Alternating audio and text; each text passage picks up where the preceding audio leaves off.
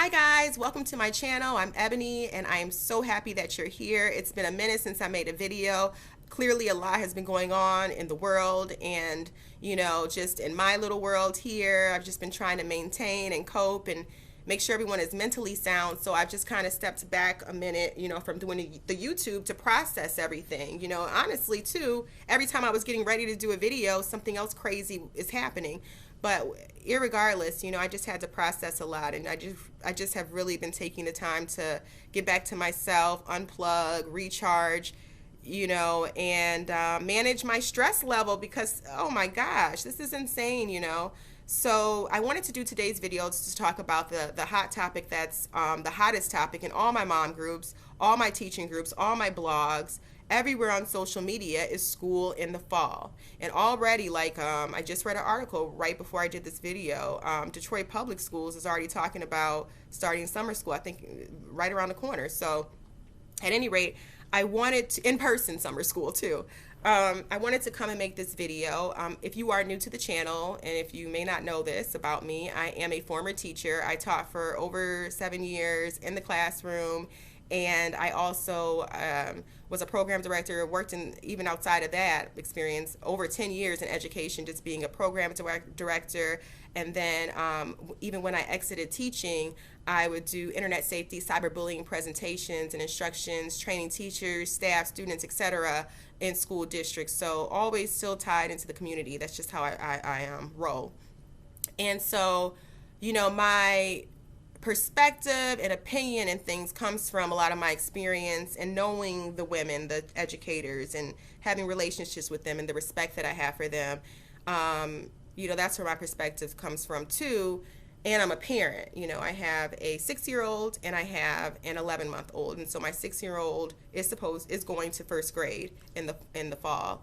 And so the big question: am I sending her to school? Right? Yeah, I'm going to send her to school virtually.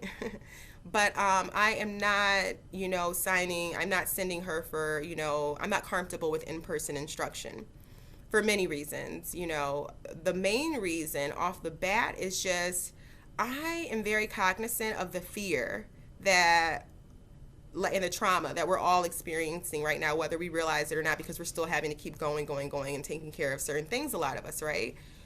But the trauma and the fear is evident. And I think that for me, I think we've all, the induced trauma of the virus, and then more trauma, especially if you're Black, of, people realizing racism exists and you having to relive all this kind of stuff, and then police shootings, and it's a lot, right? And, it's I just really want to curate. For me, I don't want her introduction going into first grade. I don't want her introduction into school being that of fear.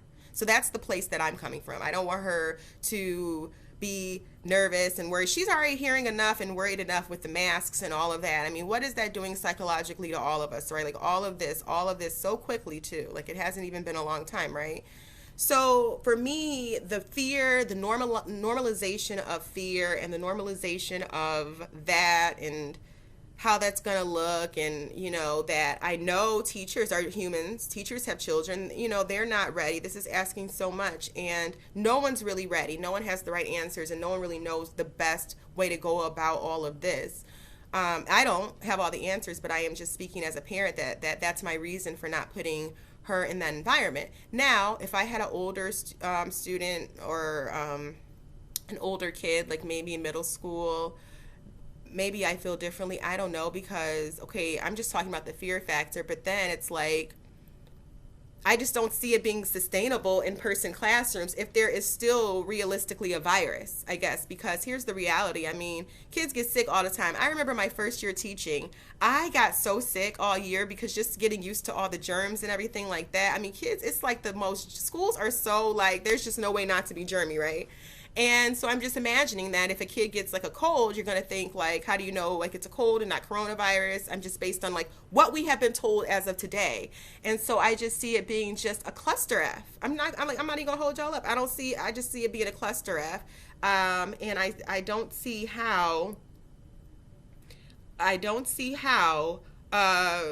it's going to work. Because, okay, let's say a kid gets sick, then what? Do you quarantine a class or you quarantine a school? And everybody's out of school anyways. So I just like to be prepared. I just feel like, you know, before I'm dealing with all that chaos, because I foresee that kind of chaos happening in addition to other chaos happening, before I put my child in that environment and myself through that kind of stress, I'm trying to right now minimize the stress in my life. I suggest you do the same. Let me know in the comments if you're minimizing stress, are you sending your kids to school? Please let me know, because that's how I am, and I am not one for normalizing fear. I hate the fact, that's the worst part about all of this for me.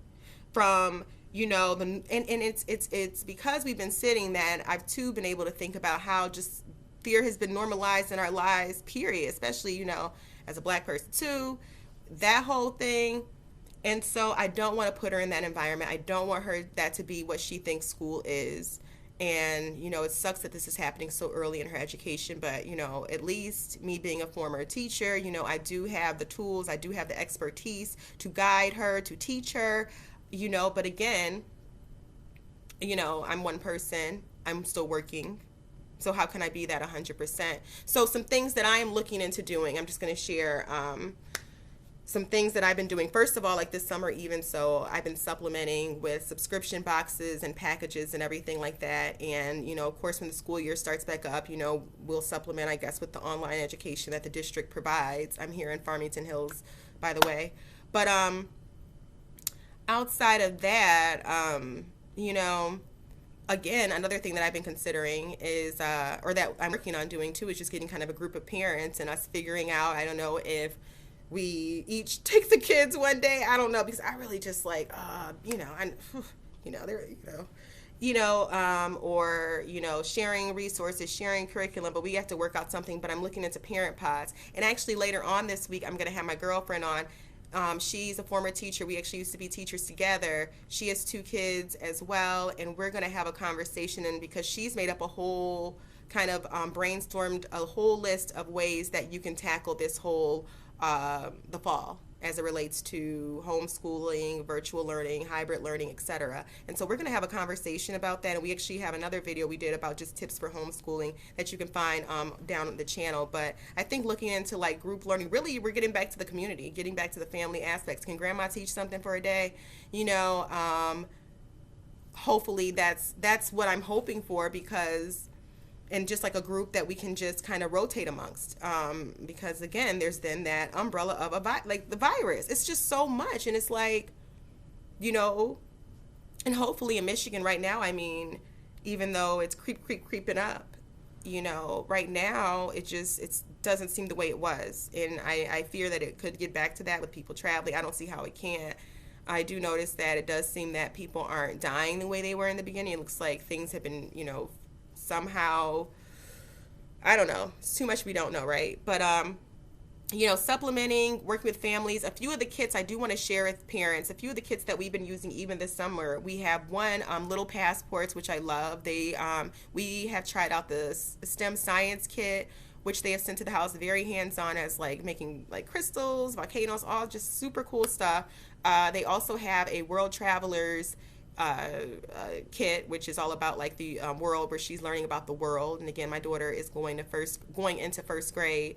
Another kit that I just sent off for is Sankofa Kids. This is actually for the more Afrocentric education, because that's a whole other thing that I'm going to get into in a minute. But, you know, clearly, that's a whole other thing about school too. We have now, I think, gotten to the point where we've accepted we're not satisfied with what's being taught, right? Which is a big reason why I left education, because I can't. If I can't change it, if you guys are going to let me change this or teach what I know that I can do in a way that will actually invoke critical thinking and curiosity, I don't want to do it. We were literally teaching to a test. And so I know that that's the reality that especially here in Michigan, it's like was M step when I was teaching, and it drove me insane and away.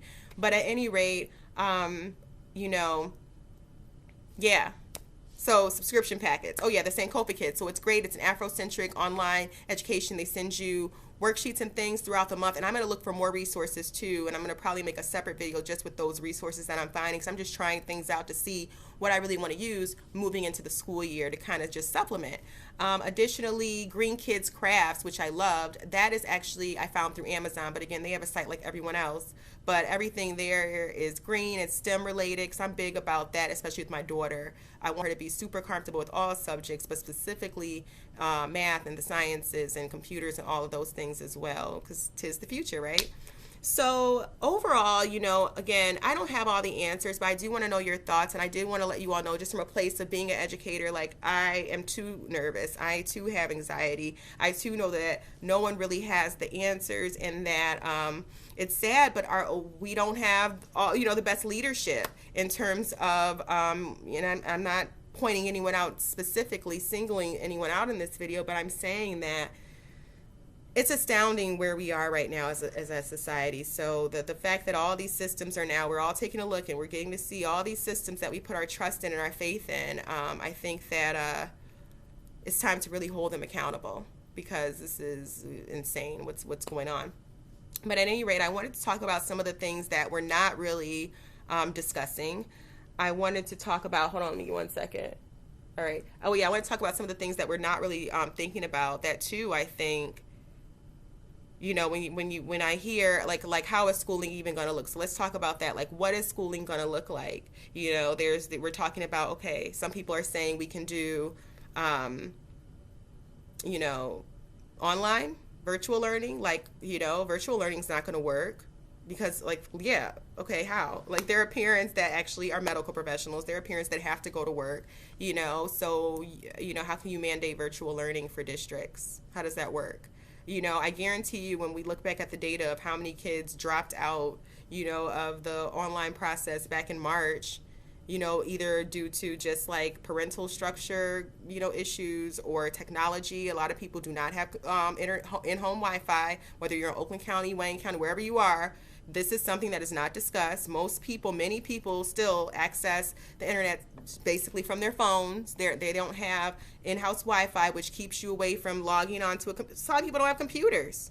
A lot of people we're not realizing now are using tablets and smartphones, if they have a smartphone. You know what I'm saying? So, coming from a place of privilege, to shout out and say we can't send the kids back to school in the fall, because the reality is some parents are still working, right? Some parents are still, it's just impossible, right? And even if you're working from home, like, all virtual learn, it's just a lot. And so I don't know how that's going to work. Like I said, I don't have all the answers. I'm just saying, I don't know how that's going to work. If you're saying all virtual learning, I'm just saying socioeconomic, we're talking about disparities and all these things. How does that work? Are you going to put, how does it work? I don't know.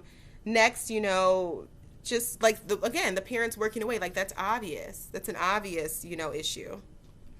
And then we have, if you're in home, like, I literally am about to lose my mind just thinking about the fact that I have to go back to work tomorrow in my house and take care of my 2 kids and be on these conference calls. The anxiety that all induces is astounding. How are you all dealing with it? Let me know in the comments. Like, I think it's going to take us all, like, almost shouting from the rooftops, like, we are not okay. None of this is okay. We might all need to just take, like, give me 5, like, take a step back. I don't know if we need a month off, a year off. I have another video where I was calling for a mental health month, year maybe at this point, because this is crazy time. We are in crazy times. I think too, we're not considering, like, another issue with all of this, like, going back to school, is like the roles of parents or single parents. Like, what if you're like, you know what I mean? Like, I happen to be married. I couldn't imagine being a single parent. How are single parents dealing with all of this? Probably, and these are conversations, like, you turn on the news, you turn on, all these, and you don't really hear these are the real conversations. Like, I mean, of course there's room for it all, but we have to really figure this out, and then I think about the sexism that's just built in with all of this. Like, women are doing, like, you thought we were working hard, y'all thought we were working before. What do they say? Like, a working mom really works like X amount of hours a week. Like, what is it now? I'm like, I don't even get a break. I'm doing this video now, just like full disclosure, because my husband took the kids early to the in-laws, who are also still scared of my kids. So, they have their, like, mask, you know what I mean? But just, this is my first time, I think, being, like, alone without, like, the baby or anyone. I don't even know. I was just like, wow. And it's not even for that long. It might be for like an hour, but like alone in my home. I like have to always escape my home. Like, oh, like when I start getting crazy, it's just like I automatically, it's like, where is, like, let me go run an errand. Like, let me go, let me go to the store. Let me go to take a drive. Let me go take something to the post office, like whatever, because yeah, I don't get a lot of time by myself, like most of us. So I just think we're not really, it's like lip service. I hear us talking about mental health, but it's still lip service, because what are we really doing to combat it all? Other than just saying, well, it's okay, you're going to be okay. Like, nothing's okay right now. And so I think about that, and I think about, this is really just highlighting to me, like, what do we really care about? Like, if we really care about, like, now we're talking about, income inequality, the health disparities, wealth disparities, all these challenges, but then we're still shouting like we're like all these things from privileged places of when we have these conversations about schools. And I don't know how it's going to work. I know it can work, but I do think we have to really consider everyone, and we're not like, as usual, we're not considering everyone. And I think we need to start considering everyone, and we need to really start kind of like, what do we really care about? I think like, are we just going to go back to like regular classic instruction, in this climate? Like, I just think the conversations that need to be had aren't being had. Like, I think, we took the social workers practically out of the schools. We almost need social workers teaching classes. The mental health component and the impact that it has had on all of us is going to be astounding. And we're going to see it, like, we're seeing it already, but we're really going to see it, like, now. I talked to a girlfriend of mine, she's a nurse, and she said the trauma units are just, like, crazy with all the shootings and violence and domestic violence and all of this right now, because of, why, obviously, because this is a lot, right? So I just asked, like, what do we really care about? It's in times like these where you see, like, what our government cares about. What do we as people care about? And, at this point for me, it's minimizing the stress that is put on us within my home. Like, if I can curate this environment, that's what I'm going to work to do for the fall.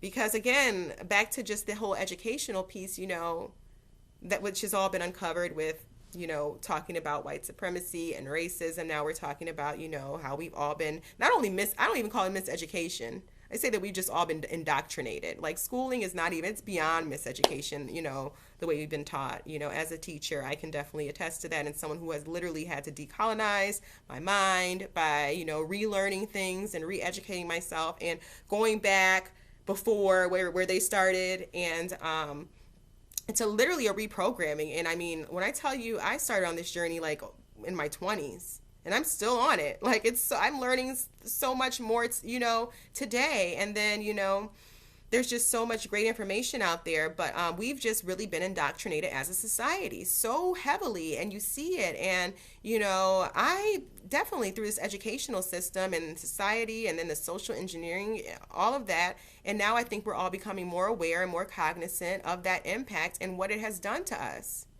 And, so are you even comfortable with the sending them back and everything just being as it was? The whole structure, the whole school day, to me, needs to look different at this point, and it needs to have an emphasis on mental health for the teachers, for the students. It'll help everyone. You can't put these kids in this kind of environment without that. And I mean in every class. I mean, getting back to holistic education. There are models for this.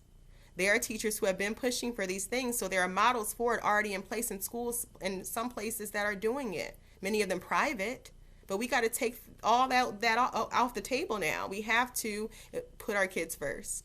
And I encourage, like, teachers, like, get organized in your group. And teachers, like, seriously, you all have so much power right now, and all you have to do is organize it. You all have the power to move mountains right now. Get organized, get your ideas. You all know what I think have more insight than any of us do right now. So I think recognizing your power, and for the teachers who may be in situations right now where there are going to be layoffs, there are going to be school closures and things like that, like, do not be discouraged. As someone who changed careers from teaching to news, and now I'm in, I think, the sweet spot being a communications director and everything for the organization that I work for, The sky is the limit. You have so many skill sets that you have acquired since being in that classroom. And at the very least, right now, people are definitely going to be looking for and in need of private teachers, okay? And I would set my price very high. So do not be discouraged. This is a divine time, and we just sometimes have to get out of our own way and think way far outside of the box. Okay, this is a great awakening that we're going through. Everyone, let's get organized. Parents, I'm getting organized in my community with groups of parents and working and talking and figuring it out. Teachers, private teachers, everyone, like, let's really get organized, because I don't think this is a time where we can wait. I think we've learned we can't really wait anymore. It's really up to the people. And, the people in charge are literally not that smart. They're just as smart as you and I. And social media, we all have voices now. And I think it's important to really be heard. So let me know just how you feel about everything in the comments. I know I rambled probably for 20 minutes straight, but, that's just my heart. I'm really concerned about us moving forward, but I think we might need to just take a break and reassess everything. I just think everything needs to be reassessed. And for me in my home, at least, that holistic education, all that kind of stuff, that's what we're doing. I'm going to teach reading and math and all those kinds of things, but I'm also teaching the heart. I'm teaching meditation. I'm teaching yoga. I'm teaching mindfulness. I'm teaching her about herself, knowledge of self, her history, so she can be empowered when this is all over. And I'm teaching her how to think beyond these current circumstances. And I don't think school can do that for her, right? Like, I don't want to sit her, that environment that I'm picturing, at least, like, what are you picturing? That environment that I'm picturing is not going to work for my kid. And again, I'm blessed to be in a position where me and my husband, it looks like for the most part, will be able to stay at home. But a lot of us cannot. And so what do you do? What are you going to do? And I don't, like, again, these are conversations that we're going to start. I have a few more videos that'll be uploaded this week, couple interviews. So stay tuned for that. But again, thanks so much for tuning in. Again, I know it's been a while, but better late than never, right? Thanks, guys. Please hit the like, subscribe button. I always say that too late. I'm supposed to say it like early on, but hit that like and subscribe button. Thanks, guys. Bye.